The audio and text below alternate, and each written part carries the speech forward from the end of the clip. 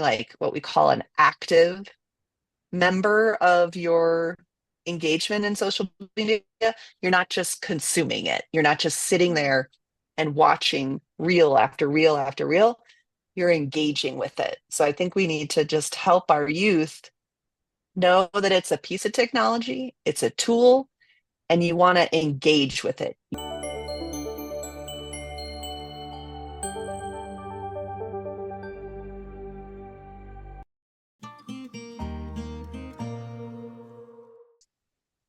Halo Sobat Kokamuhi. Welcome back to our podcast series where we talk about how to engage the community for a better earth. I'm Nikita, your host who will guide you in this conversation. In today's episode, we will dive into a crucial conversation for our young generation, finding your true self in the social media era. Let's be honest, for many of us, our phones are practically glued to our hands. We spend hours scrolling through feeds, reels, getting lost in the latest TikTok dance, binge watching viral videos, and chasing every new Instagram trend.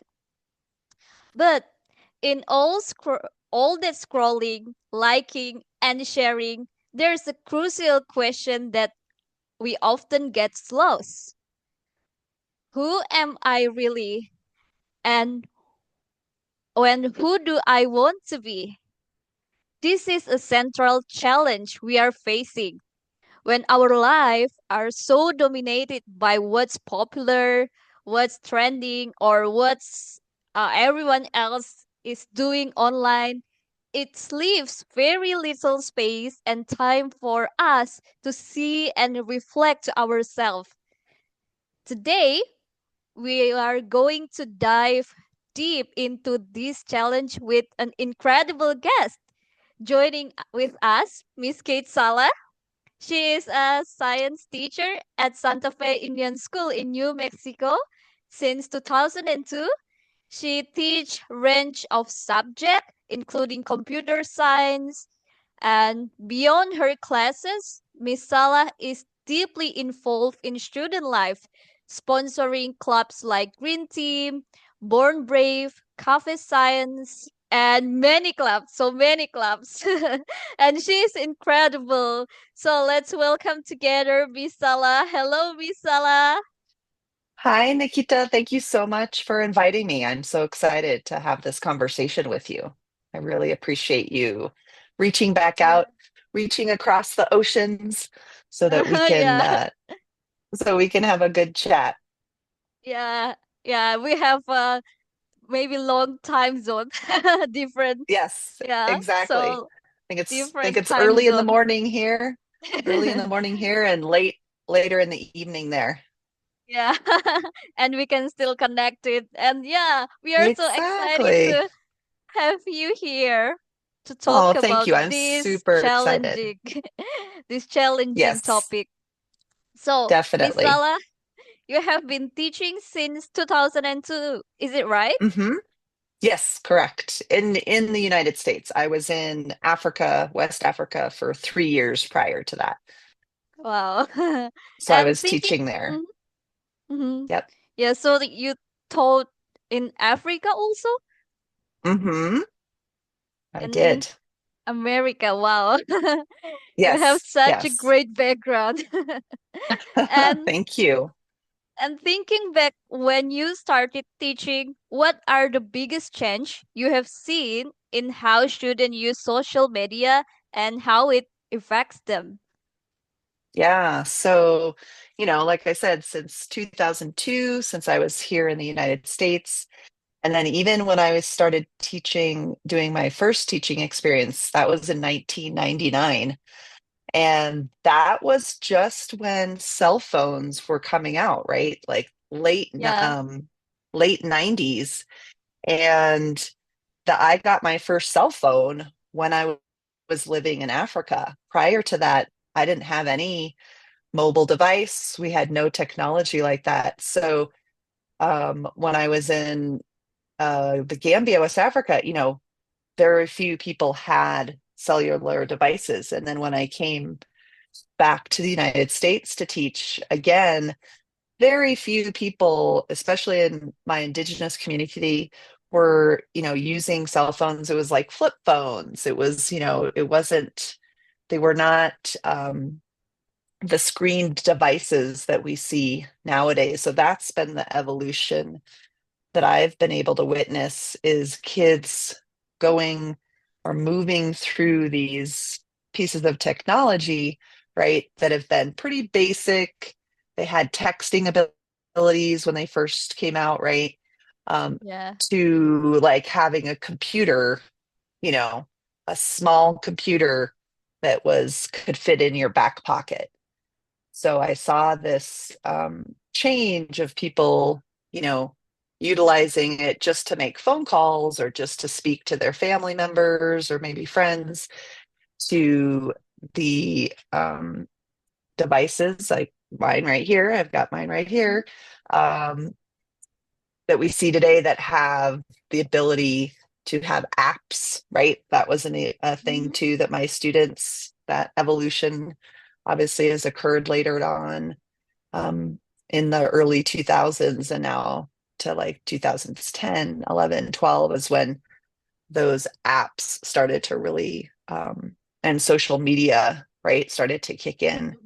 Mhm. And so that change I've seen, and it's gotten, progressively um, more intense in the Mhm. classroom as well because prior to, you know, devices that had screens, that had apps, kids Mhm. we wouldn't really use them as a tool. But nowadays, we can use them in our classroom, which is great. So there's Mhm. good benefits to having the kids use them in the classroom. Like I'll have a student, like if we were taking notes or if there was something on the board or something on the screen and a kid was like, oh, I didn't get that. They could just lift up their phone and take a photo, right, of the Mhm. image or the notes and then go back to it. So there are some really good benefits, like in the classroom, um, of how they're using them. However, we've got the negative side effects with social media and Mhm. the kind of the dark side of how that affects students. And I mean, I have two teenagers myself. So I have a Mhm. 17-year-old and a 14-year-old. And I've witnessed in my parenting life too the challenges. So not only in the teaching world, myself as a parent, trying to regulate my own children and their social media use. And it's extremely difficult. It's so Wow. hard. Yeah, it's so hard. I was even talking to my kids, my daughter last night, um, about her journey with social media and how Mhm. she is a young person. She didn't get her first like cell phone um, until she was in like late eighth grade. Mhm. So it was during the pandemic, and we got it for her so she could communicate, with her friends because everybody was um, social distancing and things like that. And she talks about the negative effects that it's had on her. And she's just starting to realize that as a 17-year Mhm. year old. So I think that's the danger of the devices. And it's not the device, it's the social media, it's the Instagram, it's the TikToks, it's the Insta reels that are influencing our youth in a very sometimes negative way. Um, so we can see like increased anxiety, increased depression, um, kids feeling like when they look at like an instant, like say they're feeling kind of sad that day and they Mhm. start Yeah. scrolling, they might pick kind of sad things and it just kind of feeds in to that feeling of sadness and it like Mhm. enhances it because they just get caught into this algorithm that keeps giving them kind of negative or sad things. And then the opposite is true, right? If you're feeling maybe happy or you're feeling more joyful or playful, you might start looking at reels that are like more positive or happier. And so it feeds into your happiness, it feeds into that. So it's like the unfortunate thing with the devices is that it can cause, you to go deeper into feeling sadness, or it can cause you to feel more happy and joyful because of the videos you're watching. So I think Yeah. that a huge, yeah. So I'm sure you can relate, correct? Yeah, yeah, I'm Like, have relate. you, yeah. Yeah, I have an experience maybe 2 days ago. Yeah, yeah, I'm alone in my dormitory here, so my friends just get back to their hometown because yeah, Hmm. vacation they have like yeah, campus vacation like that. So I'm just alone here with no friends in the same dormitory for Hmm. so at that time I called my friends for hours, but I didn't feel excitement. I feel tired because I just isolated in my room. So Hmm. after that I decided to yeah, go to my friend's dormitory. We have in person chatting, talk a lot of topics. So I think even though our our digital transformation can connect us through online, but I think it can replace in-person meeting because we can feel more their emotion, and yeah, we can do like Yeah, hugging and yeah, handshake because yeah, right. human needs that. So yeah, and I also relate about how people just count scrolling down the Instagram and TikTok because when we feel tired or feel a little negative emotion, we kind of finding instant dopamine right now. So Yes. they Yep. go to they go to Instagram for getting the instant dopamine, but Hmm. instead of getting better, we got anxiety or we feel not good for ourselves after Right. seeing that. So Yeah. Yeah, it's yeah, true. I mean, so I even, like you said, I caught myself the other morning, like looking.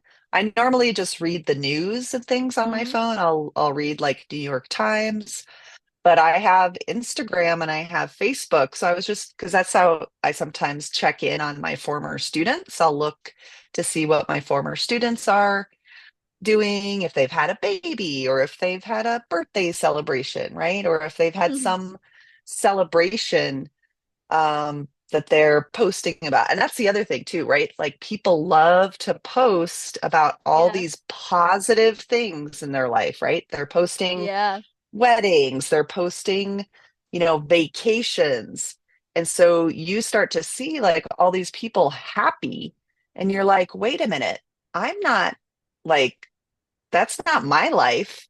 I'm not going on a vacation. I'm working, or I don't have all that money to be able to buy the latest trendy piece of clothing or handbag or whatever that they maybe posted on social media.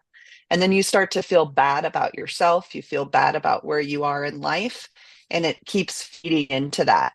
So sometimes I have to just stop. Like I was like, oh my God, I'm like looking at all these friend posts who've like traveled abroad. They went to Paris, they went to Greece, they went to all these like beautiful, they went to the beach. They were, and it's like it starts to make you feel jealous. You feel like, why am I not doing these things? yeah, And so those are emotions that come up when you start to see, but it's not really reality, right? It's like yeah, those people also have jobs.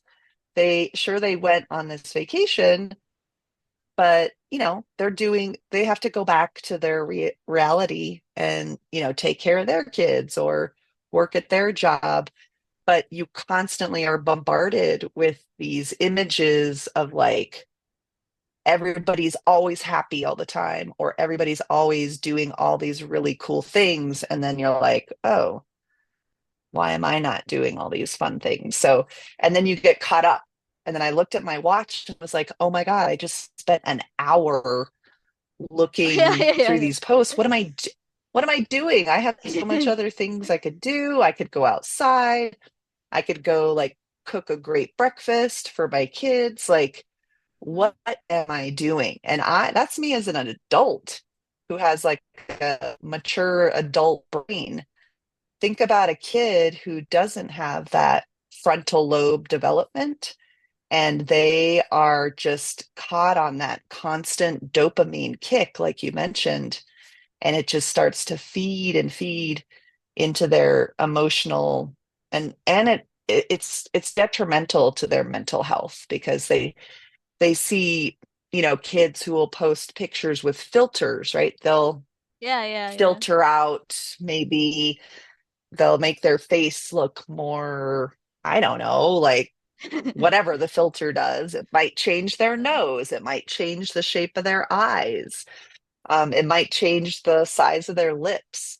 And so these filters have been, also a huge, physical, challenge for a lot of kids, because then they see their friends, they see these other kids that look, in a way, to them perfect. There's no flaws. There's no like, um, things that make them look undesirable, right? And so Mhm. they're wanting to emulate that. They want to, do that themselves. So those are some of the issues and stuff. And like we said, it's causing depression, it's causing mental health issues.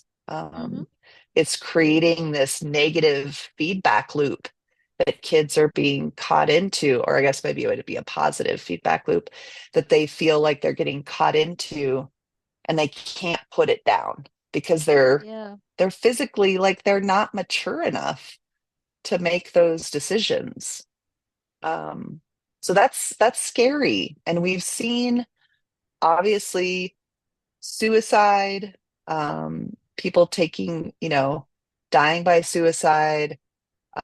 We've seen mental health issues, anxiety, depression, like skyrocket.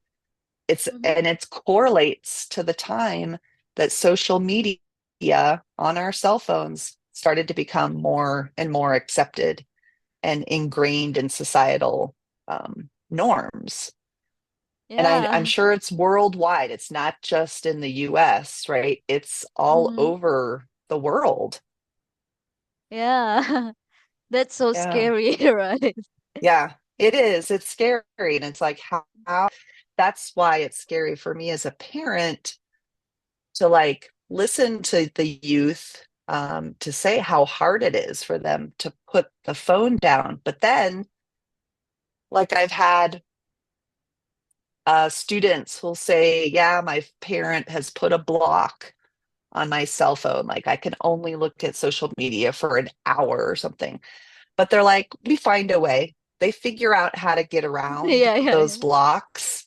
Like, they Mhm. figure out. And so the parents think, oh, we're protecting our child, but they're not, because then even if they go to another friend's house, that friend might have different, capabilities on their network, and then they could access whatever they need to access. So Yeah.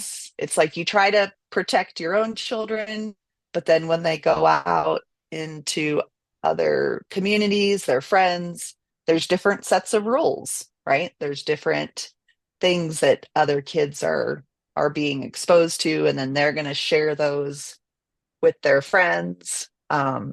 So it gets into, yeah, this is the number one challenge I think parents are having, and Yeah. teachers, because yeah, kids just don't want to put their phones away, or they get, the phone will buzz, or it'll like vibrate, or it'll make a sound.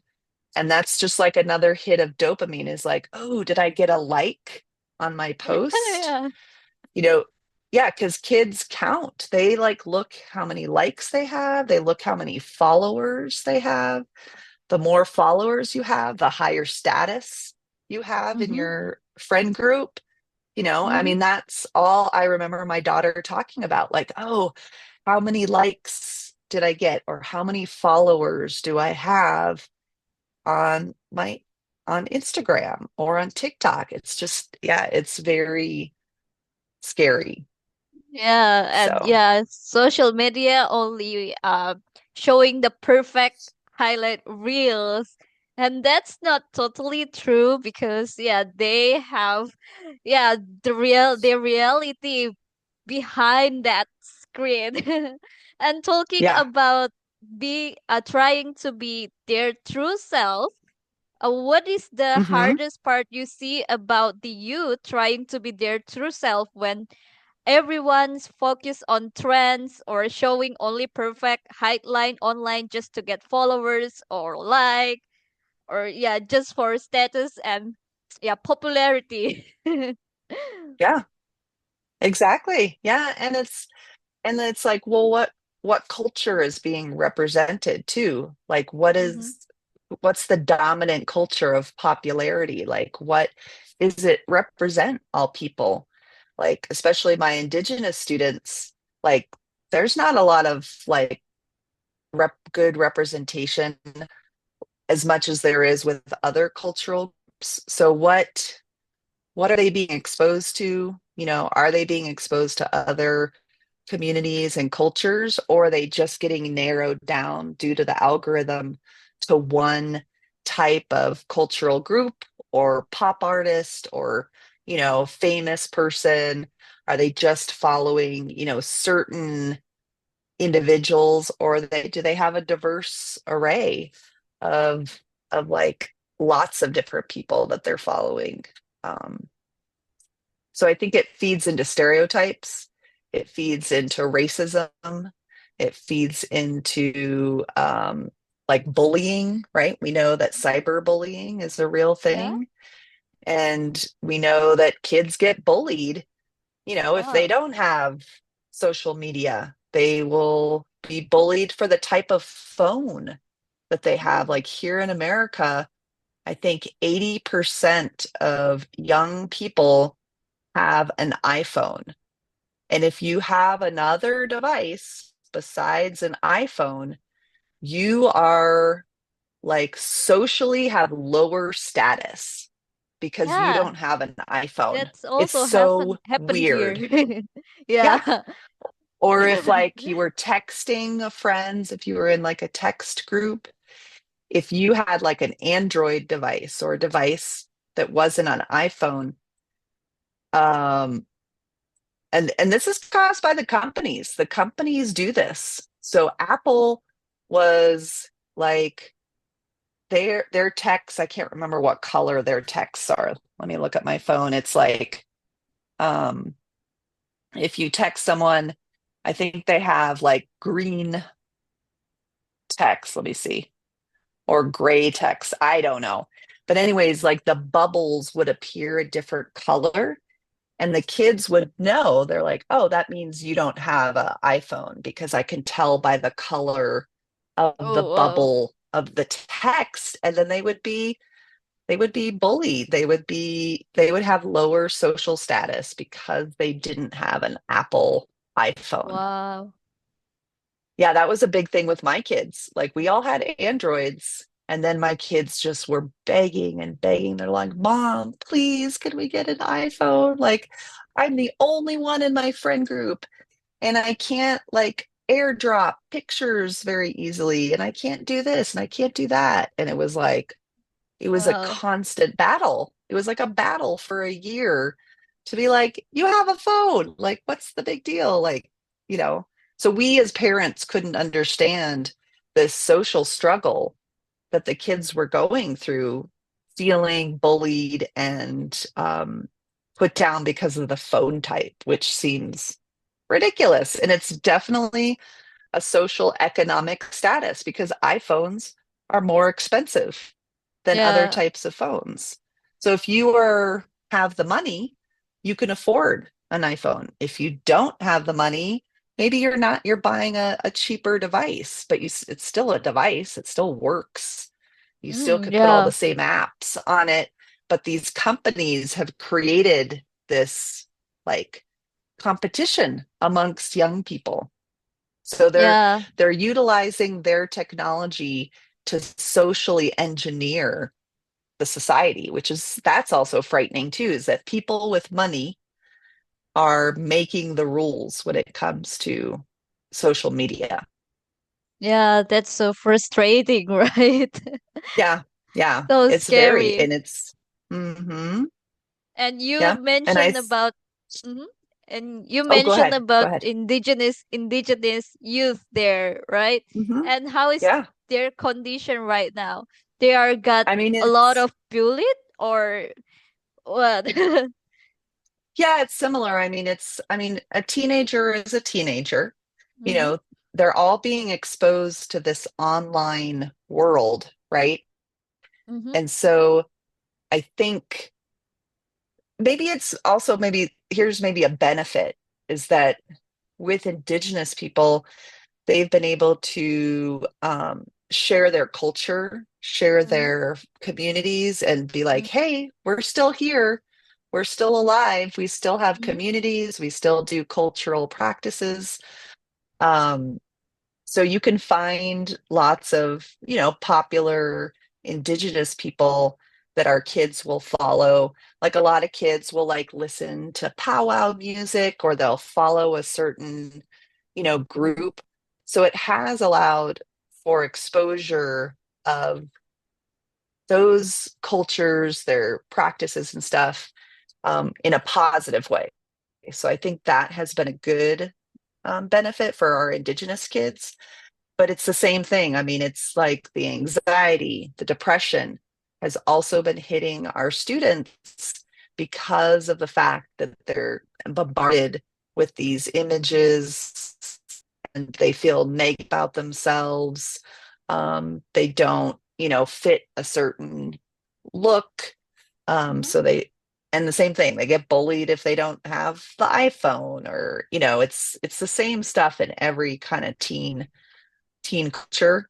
Um, and so they're feeling the same effects, unfortunately. Yeah.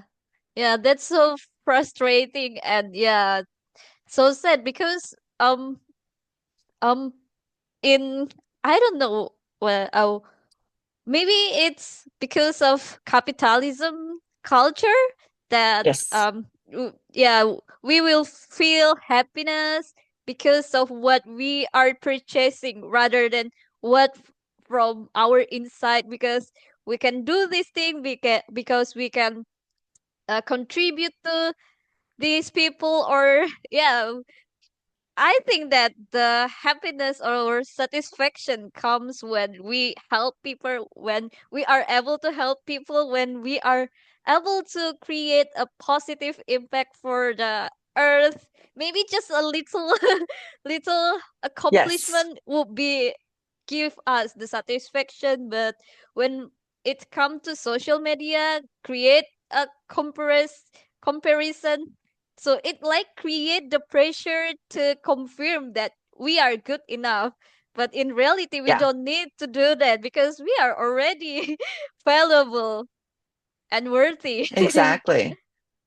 Yes, I Mm-hmm. think it's so true about the fact of giving back, of helping people, right? Of Mm-hmm. um, those are the things that are worthwhile in your life to give you happiness, right? To make you feel like full in your heart. But when you look at social media or you just look at your phone, you're seeing this like very like altered state of like what it means to be happy. Like you said, consumerism. It's definitely, you've got all those TikTok influencers, right, that are promoting products. They get sponsored by a company to go on there and sell something.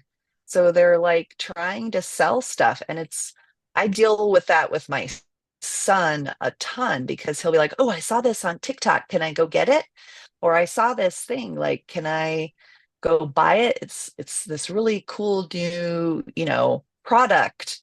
Um, so we're exposing our young people to this very consumeristic um, worldview of like we must have everything, we must buy everything so that we can feel happy.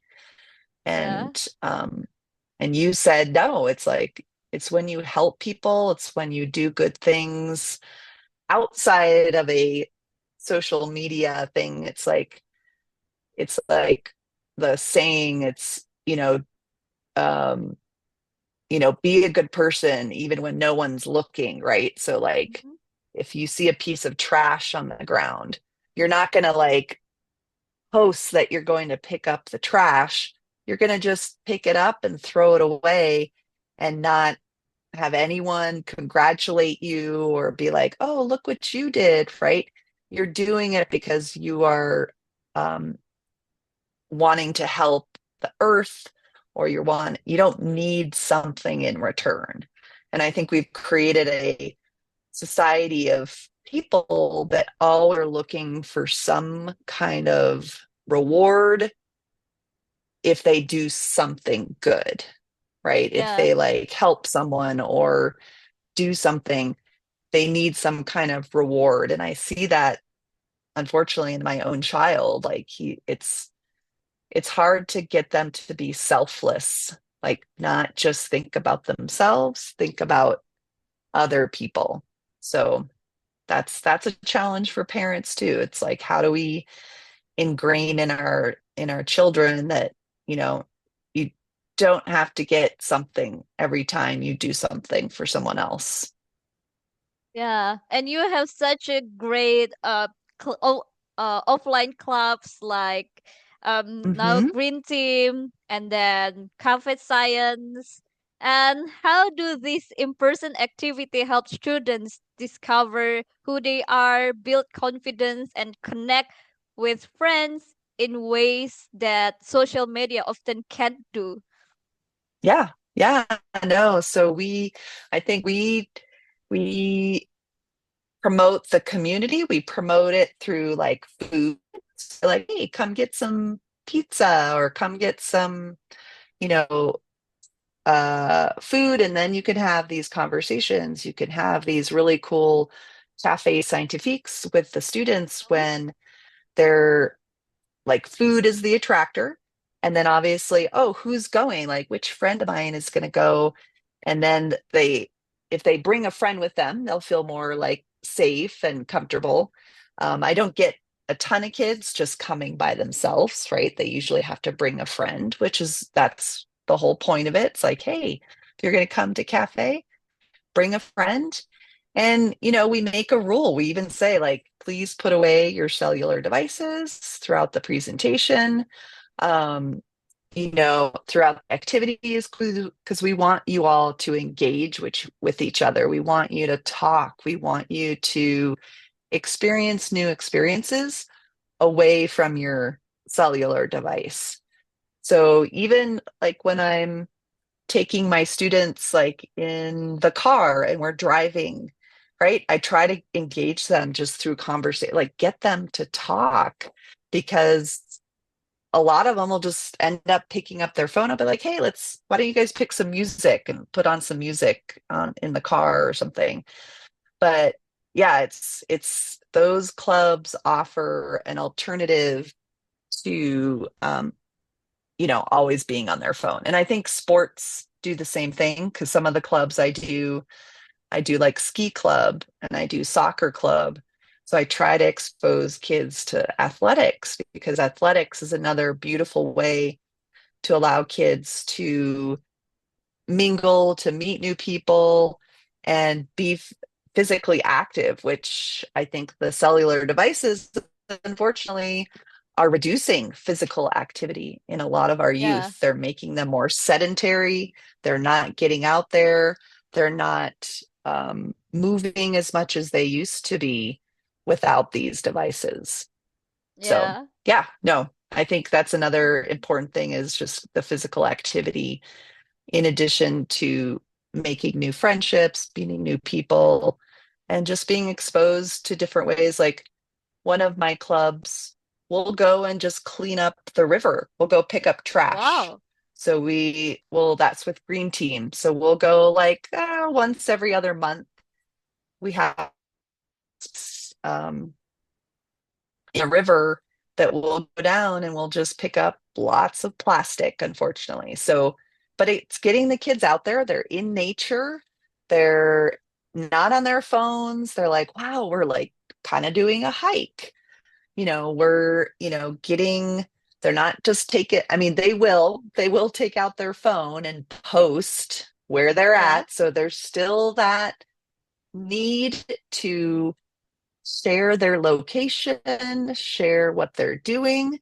But it's good because that's like a positive activity that they're doing for their community. But Yeah. again, it's When like mhm. feeding into that sense of like, I must always post everything about my life. And I'm Yeah. like, that part as an adult, I don't understand. Like, that's not my generation to take billions of selfies of myself and to be so I see it as like vanity almost. I don't know. That's just my perspective. I think like that generation, is it Gen Z or something? Gen, Yeah, Gen whatever the Z. gens are, they're pretty vain. They're very into their looks and they're very into their like, how do I appear to everybody else? And the cell phones have exacerbated that sense of what we call vainness. Like they're so vain. I'm like it just it like it it makes me wanna, I guess, cringe, as our youth would say. It's cringy. That's a word they use here, is that it's so cringe. And that's cringe to me as an adult, of Mhm. constantly taking selfies of yourself. Like we don't understand that as adults. We're like, why are you taking so many photos? I asked my daughter that. She's like, Mom, just leave me alone. I'm doing what I'm doing. And I'm like, okay. Yeah. Yeah. So There's kind of evolution. definitely. Yeah. Like I don't know. When we come to social media, we should expose what we are doing, what we feel, and yeah, etc. Yeah. But I also see the positive thing from, yeah, like what we call Gen Z.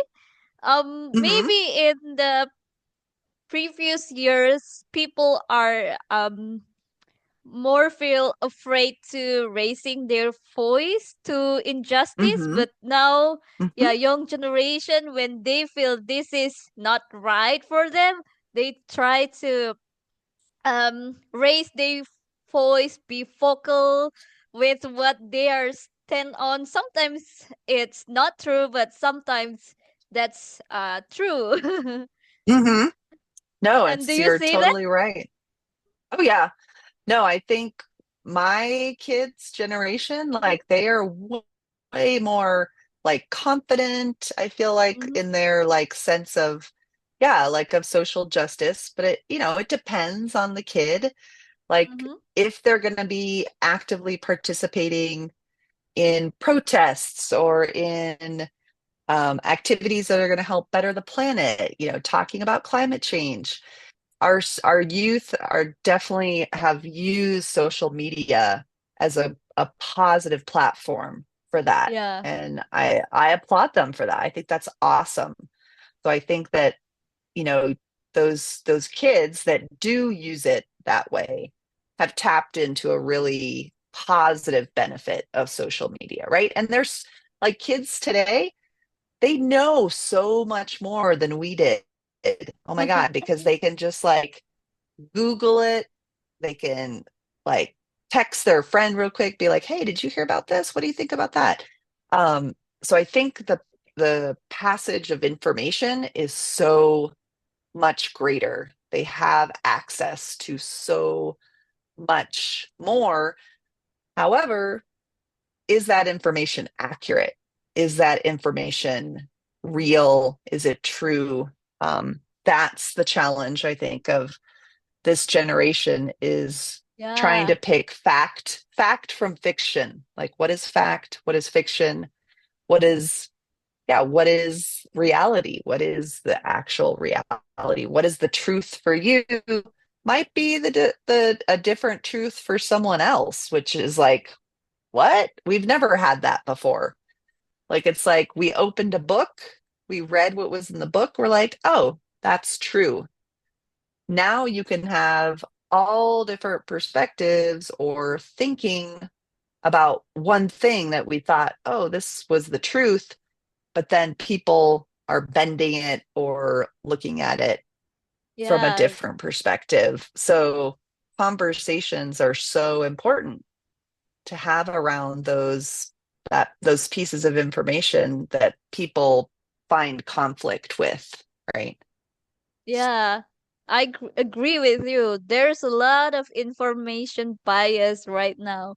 Well, like we have a media that call, maybe just for example, A B C D E, like, yeah, like Yeah. that. And they, if they are supporting government, they would create the narration that um that the good thing of the government. But if they are not agreeing the government, they will try to create the information that, yeah, like opposite from what government say, through Mm-hmm. the data, and yeah, something like that.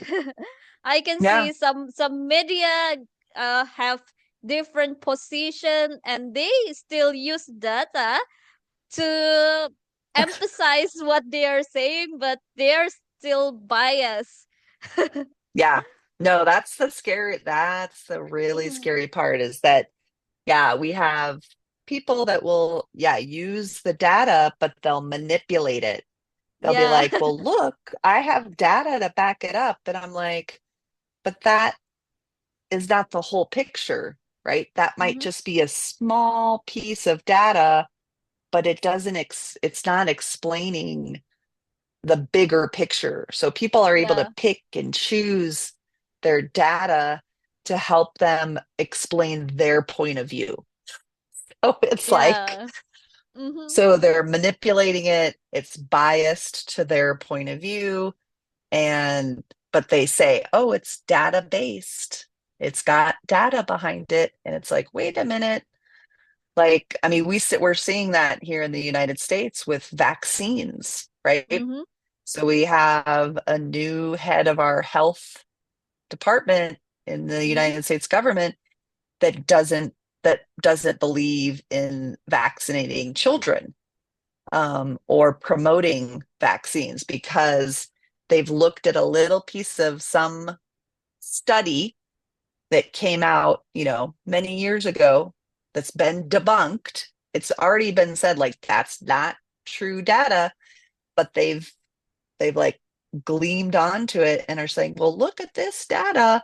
It says that vaccines are directly related to someone having autism. And it's like, whoa, that study was debunked, but people still believe it. They still are Yeah. like thinking that there's a correlation between vaccines and autism when that has been debunked. And we know it's not true, but the fact that people look at just one piece of data and they don't look at all the data, that's scary to me that people are not seeing the bigger picture and they just want to look at one thing and use that one thing to make their point. Yeah. Yeah, this has happened in Indonesia too. Government say, so they cut some um financial, like financial element in our Uh-huh. education. and they call it financial efficiency. But in Yeah. the in the real world, yeah, the lecturer facing a challenge because of that statement. They, yeah, some of their needs, financial need, got, yeah, cut because of that. Hmm. So that's scary. Yeah, they use what they use some positive word to replace what they actually do. Oh yeah. Yeah. Manipulating how you change or spin something to Mm-hmm. someone has a huge effect. And then, like Yeah. we said, if you're on social media, like say you're what we call an anti-vaxxer, right? You Mm. don't believe in vaccines, you're going to constantly, if you're looking on social media, if you're trying to follow people that also have your same point of view, you get caught in this loop of like just being fed the same information over and over. We call that like an echo chamber, so that Mm-hmm. all they're hearing is the same information. And so you've got people walking around right next to each other who are in their own echo chamber. And then the person next to them is in another echo chamber with social media. And they are totally opposite ideas, right? They're Mm. totally different. And so, how do you like break out of those echo chambers to expose yourself to all the evidence, to all the information? And that's really hard for young people to be able to do. Their Yeah. brains, their frontal lobe decision making, problem solving are developing. Like they're not going to fully Yeah. develop till they're 20, 25 years old. So Oh, we've got, wow. yeah, so the frontal lobe for full development ends around 25. I mean, that's the average. So Mm. we've got young people who are still, their brains are still being shaped and molded now with social media, right? Or these echo chambers or, online groups and stuff that could be dangerous, right? These are could be Yeah. dangerous groups of people that are potentially preying on those the innocence of our young people, unfortunately. Yeah. That's so scary. Yeah, it is. It is Mhm. like, and And that's the challenge as a mhm. parent.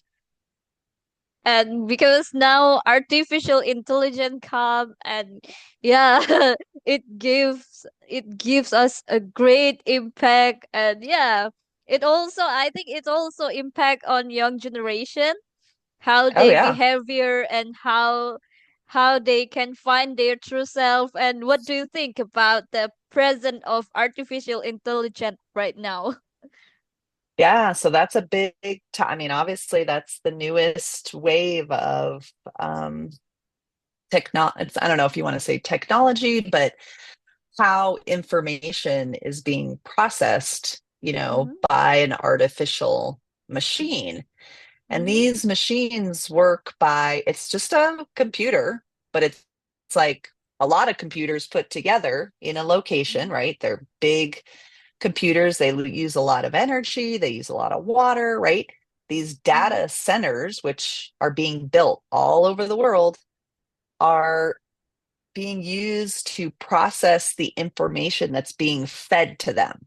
So, Mm-hmm. like, that's the challenge is that humans are biased naturally.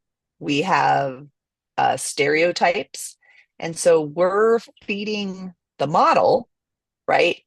Um, and it's spitting back at us our biases. So, like, if you were to go on Chat GPT and you Yeah. were to want to get a picture and you typed in, show me a picture of poor people, people that are poor, Mm-hmm. what type of people would pop up? Unfortunately, the image that comes up is Black people in Africa that that Chat GPT sees that are poor, right? Mm. Or let's say you type in, so create an image of a group of doctors talking, what will those group of doctors look like? They look all white. There's no diversity in the doctors that come up Mm. because unfortunately, the information that's on the internet is Mm-hmm. mostly like most people that have been doctors in the past have are white people. And so there is not representation of native doctors, of, Filipino doctors, of African doctors. There's not that representation on our web because we haven't put it on there because it's part of our society, our cultural, it reflects. So AI like reflects our very racist society that we live in, our very divided society. So um, we need to be aware about that. We need to understand that when we ask Chat GPT a question, we have to like make sure we um, word that question in a way that is going to give us a very diverse viewpoint and not just a viewpoint of one particular group of people. Um, and so, AI is everywhere now. Yeah. It's in every application. It's in like all, even so, like social media, right? Is like you're seeing images that are AI generated, AI created, and you're like, is that real? Is that like an actual like thing? Like Mm-hmm. you'll see these animals and you're like, I've never seen that kind of animal before. And it was like on AI, right? Because it's like this, someone will say, make a cross between a dinosaur, a dragon, and a mouse, right? And AI will generate this like image of this animal that doesn't exist, but it's pretty Mm-hmm. cool looking. And then Mm-hmm. people will be like, oh, is that really real? Oh, I think I saw one of those, like so we're creating this like fanciful, which is cool. I mean, that could be a new um, creature that it's in a story that you write about, right? Um, so it allows us to like expand our imaginations, but we need to be careful in what we then take as truth, fact, fiction, right? Gets Yeah. very blurred. It gets very Yeah. blurred very quickly. Yeah. So So now we should maybe develop more critical thinking, and yeah, think about when we want to get some advice, um it should be better to get advice from the real person that are professional in that field rather than ChatGPT. But maybe if we want to like develop the idea, it would be great to ask yeah, ChatGPT or other AI tools. But yeah, when we yeah, want to get we have to develop them.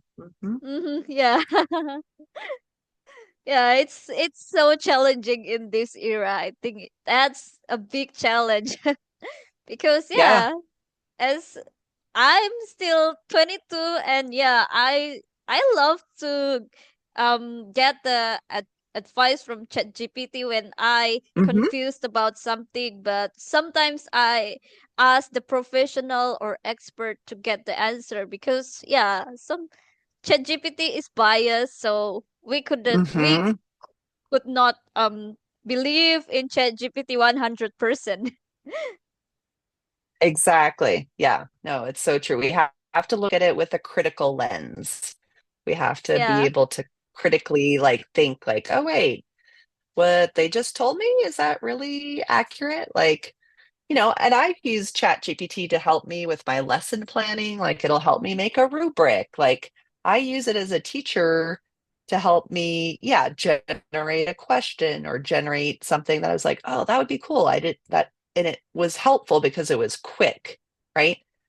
So I Yeah. think we have to be careful that, not everything that's good comes quickly, right? Sometimes Mm-hmm. things that are good things take time to happen. And so Yeah. unfortunately, I think we live in a society where we need instant Mm-hmm. gratification, instant positive feedback, right? We have this sense, and I see that with my students, right? They want this instant um, response. Yeah. And so, like delaying gratification, that's that's the this next generation's like big challenge is how do you delay the gratification of someone Mm-hmm. instead of it being so instant. But like I will say, I think, we've talked a lot about the negatives and things and dangers and pitfalls of social media. I think without social media, you and I would have never connected, right? Yeah. So we have to know that the connections that people have made via social media and they've maintained those positive connections. I think those are the powerful things that we need Mm-hmm. to remember and applaud social media for, right? Like I'm able Mm-hmm. to communicate with my family back in Africa every week through WhatsApp or through FaceTime, right?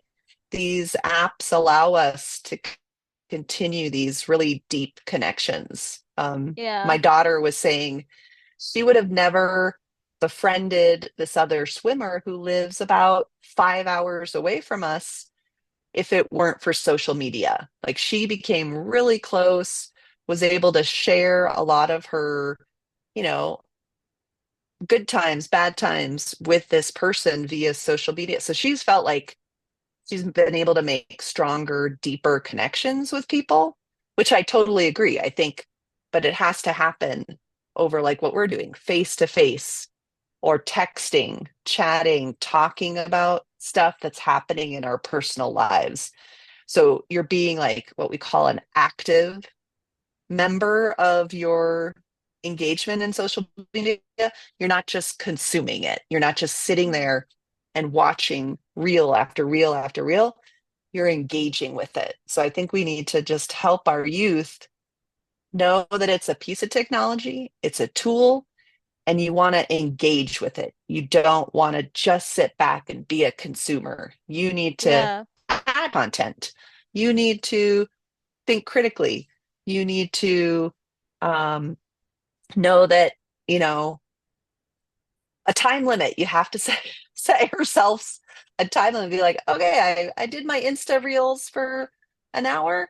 Now it's time to do something different. Let me go Yeah. engage or go outside or go play my sport or do something else instead of just being a constant consumer all the time. Yeah. I love the sentence that you say, be engaged rather than just be a consumer. Yeah, that's a Mhm. powerful sentence. Yeah, right. And it's a choice we make. We make that choice. We Mm-hmm. make it, but we have to consciously overpower the job. So because social media is so powerful, it's got, like you said, it's a chemical thing that happens in our brain that Mm-hmm. gives us this good feeling, this dopamine hit. And so kids know, they know. They're like, oh, yeah, I'm going to go get my dopamine hit. Like, I'll have a student who's joked with me. He's like, yep, I'm going to go do my dopamine hit. Like, he knows that Yeah. it's giving him a dopamine hit, but he still does it. He's like, yeah. I Mm-hmm. mean, I think that's the way with anything, right? Like, kids are going to try drugs, they might try alcohol, right? They're going to try these things in their life because it Mm-hmm. makes them feel good or it makes them feel accepted. And so Mm-hmm. we just need to just keep talking to our youth, keep Mm-hmm. engaging them. Mm-hmm. Don't just let them, like we said, be consumers. We have to provide other outlets for them Mm-hmm. to be happy and engaged with each other. Yeah. Yeah. Wow, that's incredible.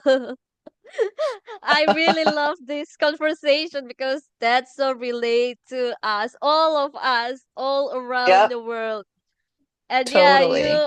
you are such inspiring, and yeah, you just shared the positive energy to us, how the youth have the hope. And yeah, we need to engage with social media because social media is a tool, and we Hmm. still have a choice to choose which one is good for us.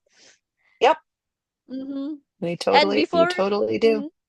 mm-hmm, mm-hmm. And before we wrap up, do you want to say anything to our young listener? Maybe they are overwhelmed with the social media or struggling to find themselves. Do you have anything to say to them?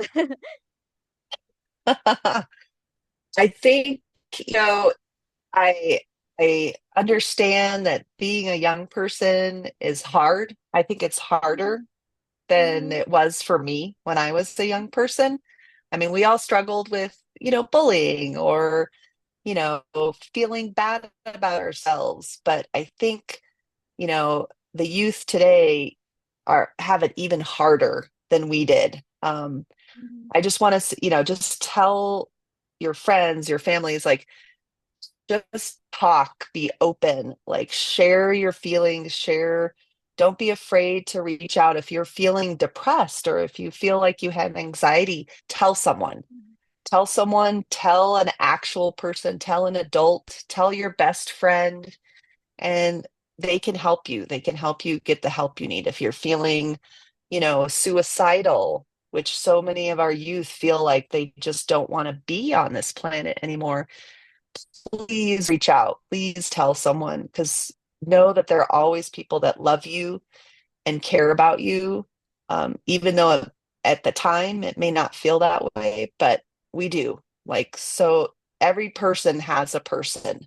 So you Yeah. just need to make sure you find your person, you find your people, and support each other. So as young people, right, you have to support each other. So Yeah. That's beautiful and amazing, yeah, Misala. yeah. That touched my Thank heart you. because yeah, Oh, I yep. as a young generation, I'm as a youth sometimes feel maybe stress or anxiety of the life, but when adult come, they understand us really well Hmm. because Hmm. maybe they have what is it? They have the process of life, and they truly understand how the life ups and down. Yeah, Exactly. yeah. Or just Sometimes go, we need. yeah. Mhm. Oh, go Sometimes ahead, we go need ahead. process. Sometimes we need a maybe long process to maybe get something that we want, not just instant process. Yeah. Yeah. Yeah. Have those heart to heart conversations. Like, I'll take my kids, like I'll take my children, Ruby or Adam, be like, hey, let's go get a boba tea or something, or let's go get some ice cream. Let's, go do something together that doesn't require social media. Or let's go on a hike, or let's take, like, we have dogs. So we take our Mhm. dogs for walks. And I find that that's a really important time that I get to chat with my children in a very just non-judgmental, very low stress environment. And so I Yeah. think adults have to create those moments when they can connect with their own Mhm. children. And they even need to check themselves. Like, so many adults now are addicted to their cell phones too. It's like Mhm. we've got generations of people that have a hard time putting it down. So I Mhm. think they need to be consciously aware, especially as an adult, to engage those young people, right? Get them Yeah. doing different things. So yeah. Yeah. Yeah. That's great. And yeah, that's such a really great and heartwarming conversation. And thank you so much, Miss Sala, for coming to Oh, our thank you, podcast. Nikita. I Yeah. always love talking. It's so much fun, right? Yeah. This is Mm-hmm. what makes life meaningful when you can have these conversations. Mm-hmm. You can hear other people's opinions or experiences. And again, mine is not right. Mine is Mm-hmm. my own experience, right? So I do not know all the answers. Mm-hmm. um, just know from my own experiences and Yeah. what's worked for me and what's been beneficial for me and my family. Yeah. And sharing is one of the maybe meaningful activity. So Yes. yeah. Yes. I Yes. love to do that also. Doing more podcasts. Yes. Yeah. And thank you so much for our audience who watched this video. Stay tuned to our podcast and see you next time. Bye bye. Bye, everybody.